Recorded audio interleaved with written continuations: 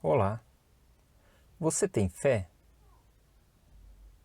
O assunto de hoje nós vamos conversar um pouquinho, vai ser sobre fé, porque sem fé é impossível agradar a Deus. Meu nome é Luiz Matos e você está no caminho para Damasco.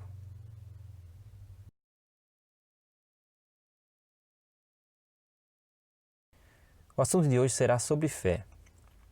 E eu escolhi 3 textos bíblicos para nós estarmos lendo e meditando um pouco sobre ele. Os 2 primeiros textos estão em Mateus capítulo 8 e o terceiro texto está em Marcos capítulo 5. Vamos começar por Mateus capítulo 8. Vamos lá, versículo 1. Quando ele desceu do monte, grandes multidões o seguiram. Um leproso aproximou-se, adorou-o de joelhos e disse: Senhor, se quiseres, podes purificar-me. Jesus estendeu a mão, tocou nele e disse: Quero, seja purificado. Imediatamente ele foi purificado da lepra. Pois bem, vamos primeiro esclarecer alguns detalhes. Leproso, né? O texto ele comenta sobre um leproso. Nos dias atuais não se fala mais lepra, né? Embora nós conhecemos por lepra. Mas essa doença hoje em dia se conhece por hanseníase. Ela é uma doença que ela tem tratamento. Portanto, hoje em dia tem tratamento. Mas naquela época, nós estamos falando aqui, o texto foi feito há cerca de 2000 anos atrás, né? Na época de Jesus. Mas a lepra é muito mais antiga do que isso, né? E não tinha tratamento, né, nessa época, né? Então aqui nós vemos um leproso que ele tem sua dificuldade e ele chega até Jesus. A gente vê aqui que o texto ele nos mostra que havia uma grande multidão seguindo Jesus e que o leproso se aproxima de Jesus. Olha só, preste atenção. Um leproso aproximou-se, adorou-o de joelhos. Primeira coisa que o leproso fez, ele chegou até Jesus e o adorou de joelhos. Primeira coisa. O leproso tinha uma doença e ele não chegou para pedir alguma coisa para Jesus. Ele chegou e o adorou de joelhos. E aí ele vai dizer, né? Ele vai dizer o seguinte: ó, Senhor, se quiseres, podes purificar-me. Então, ou seja, o leproso ele colocou a vontade de Deus em primeiro lugar. Ele adorou a Jesus e colocou a vontade de Deus em primeiro lugar. Senhor, seja feita a tua vontade. É dessa forma que o leproso ele chegou até Jesus, né? Colocando a vontade de Deus em primeiro lugar. E Jesus, né? Ele imediatamente, aqui diz, né? Jesus estendeu a mão, tocou nele e disse: Quero, seja purificado. Imediatamente ele foi purificado da lepra. Então, esse é o nosso primeiro texto. Nós vamos agora passar para o segundo texto que está no mesmo capítulo, no versículo 5, logo abaixo aí. Vamos fazer a leitura. Entrando Jesus em Cafarnaum, dirigiu-se a ele um centurião, pedindo-lhe ajuda. E disse: Senhor, meu servo está em casa paralítico, em terrível sofrimento. Jesus lhe disse: Eu irei curá-lo. Respondeu o centurião: Senhor, não mereço receber-te debaixo do meu teto, mas dize apenas uma palavra e o meu servo será curado. Pois eu também sou homem sujeito à autoridade, com soldados sob o meu comando. Diga a um, vá, e ele vai. E a outro, venha, e ele vem. Digo a meu servo, faça isto, e ele faz. Ao ouvir isso, Jesus admirou-se e disse ao que o seguiam: Digo-lhes a verdade, não encontrei em Israel ninguém com tamanha fé. Vamos agora trazer algumas questões importantes para a gente poder entender esse texto, tá? Primeiramente, o que é um centurião? Nos dias atuais, um centurião seria equivalente a um capitão do exército. Ou seja, é alguém que dá ordem para os seus soldados, né? Que organiza os soldados, né? Esse seria o equivalente ao centurião na época, né? E o centurião, ele era romano, né? Porque quem estava no controle de Israel era Roma, né? Nessa época, Roma tinha conquistado muitos países, né? Muitas cidades, né? Israel foi uma delas, né? Então, o controle era feito através do exército, né? De Roma, então por isso que eles estavam lá, né? Esses soldados, né? E o interessante é exatamente isso. Ele era um soldado, né? Era um centurião, né? E ele se compadece de um dos seus servos, né? E ele vai até Jesus pedir ajuda de Jesus. Ele chega até Jesus, diz, né, a enfermidade que o seu servo tem, e Jesus imediatamente ele diz: eu vou. E aí é onde entra o ponto mais importante, né? O centurião fala, né? Aqui, vamos ler aqui, ó. O centurião respondeu: Senhor, não mereço-te debaixo do meu teto, mas dize uma palavra e o meu servo será curado. Ou seja, o centurião foi atrás de Jesus, pedir ajuda de Jesus, não para ele, mas pedir ajuda para um servo, né, dele, né? Alguém que trabalhava para ele, né? E ele só foi atrás de uma palavra de Jesus. Não precisava Jesus ir até a casa dele, até porque ele mesmo disse: eu não sou digno que o Senhor vá até a minha casa, então não precisa ir. Eu só preciso da tua palavra. A tua palavra é suficiente para mim. Continuando o texto aqui, nós paramos aqui no 10, né, onde Jesus se admirou, né? Ele diz, né? Digo-lhes a verdade, não encontrei em Israel ninguém com tamanha fé. Olha que Jesus está em Israel, né? O povo ali de Israel, tudo ao redor dele, como a gente viu, tem uma multidão. E ele vai exatamente dizer o seguinte, dizendo assim, ó, do pessoal aqui de Israel, de todo mundo aqui, estão atrás de mim, estão comigo, até mesmo meus discípulos que estão aqui comigo, eu não encontrei tamanha fé. Vamos continuar o texto, que Jesus vai ser mais enfático a respeito disso. No versículo 11: Eu lhes digo que muitos virão do Oriente e do Ocidente e se sentarão à mesa com Abraão, Isaque e Jacó no reino dos céus. Mas os súditos do reino serão lançados para fora, nas trevas, onde haverá choro e ranger de dentes. Jesus está dizendo o seguinte aqui, ele está dizendo, ó, virão muitos do Oriente e do Ocidente e se sentarão junto com Abraão, Isaque e Jacó no reino dos céus. Está dizendo assim, ó, pessoas de fora que não são daqui vão vir e vão entrar no reino dos céus. E se sentarão no reino dos céus.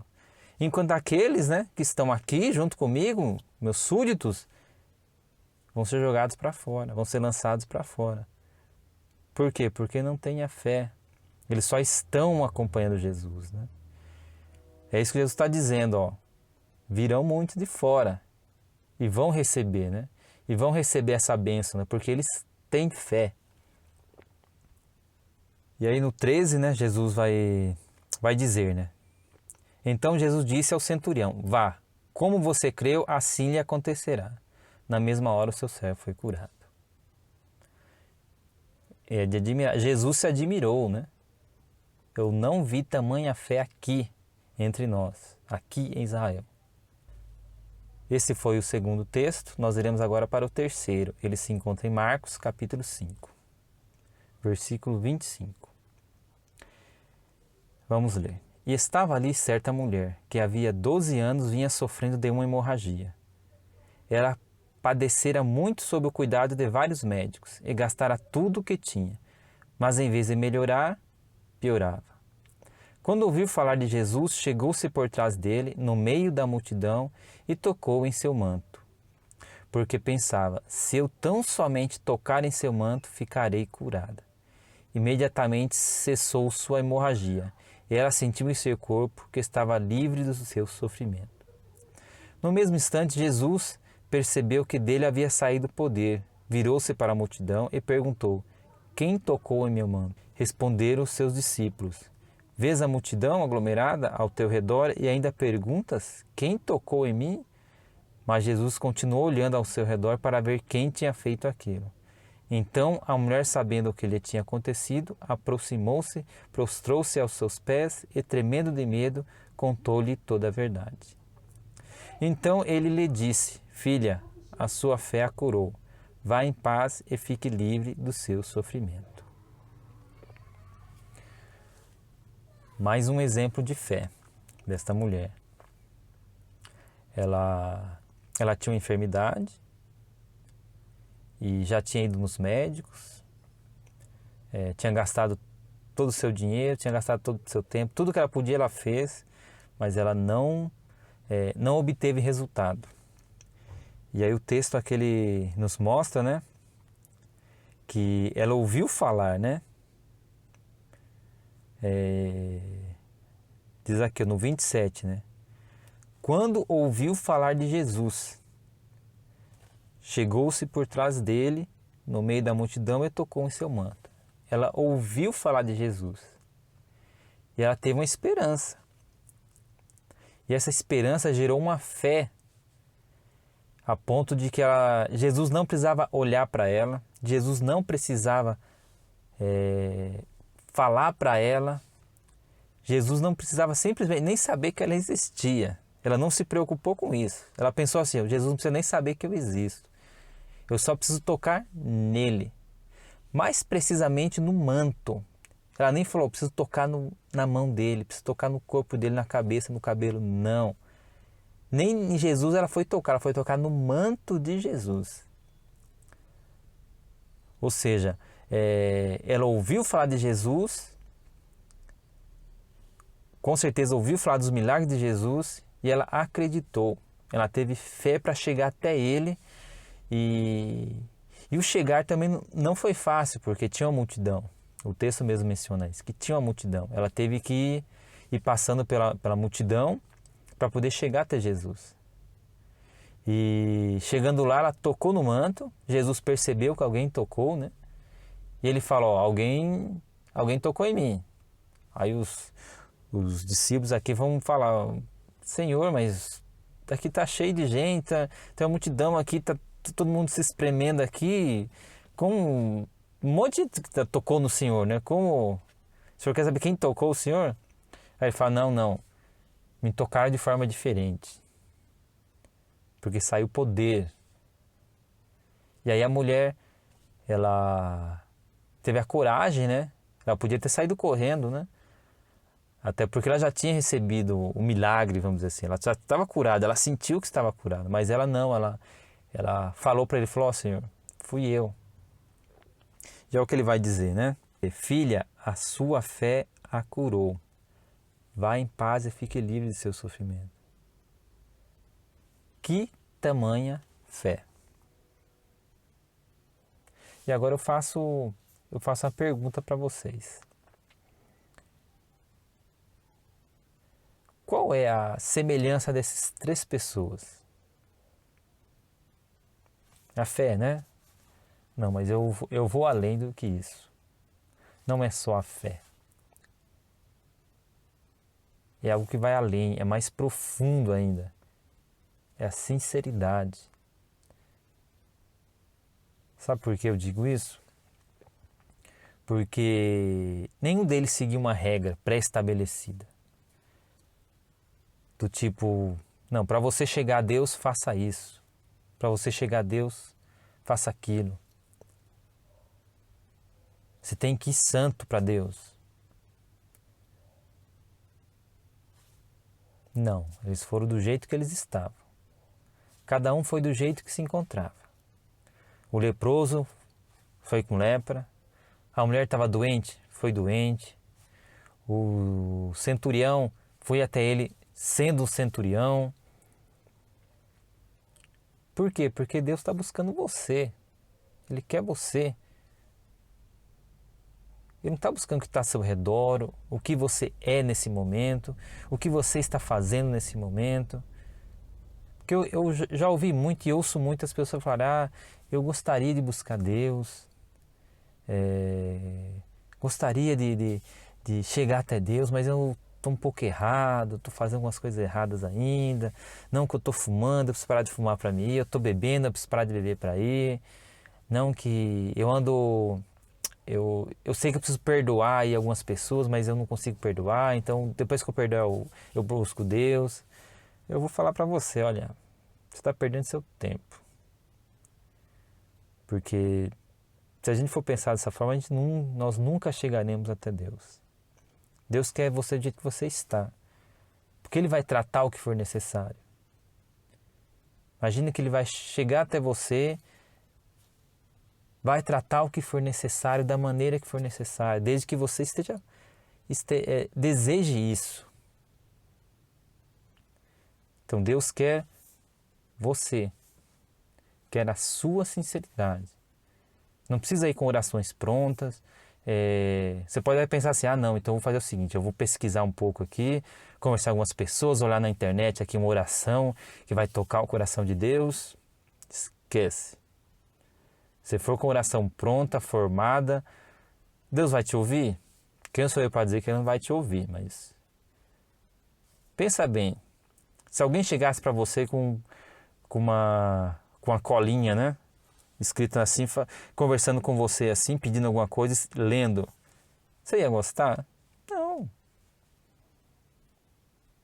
Deus quer a sinceridade, é o que você está sentindo ali na hora. Pense sobre isso. Deus está buscando você, do jeito que você está. Eu quero deixar para vocês um versículo que está em Hebreus 11, versículo 6, para nos lembrar, né, como é importante a fé. Prestem atenção. Ora, sem fé é impossível agradar a Deus, porque é necessário que aquele que se aproxima de Deus creia que Ele existe e que é galardoador dos que o buscam. Sem fé é impossível agradar a Deus. Muito obrigado e até a próxima.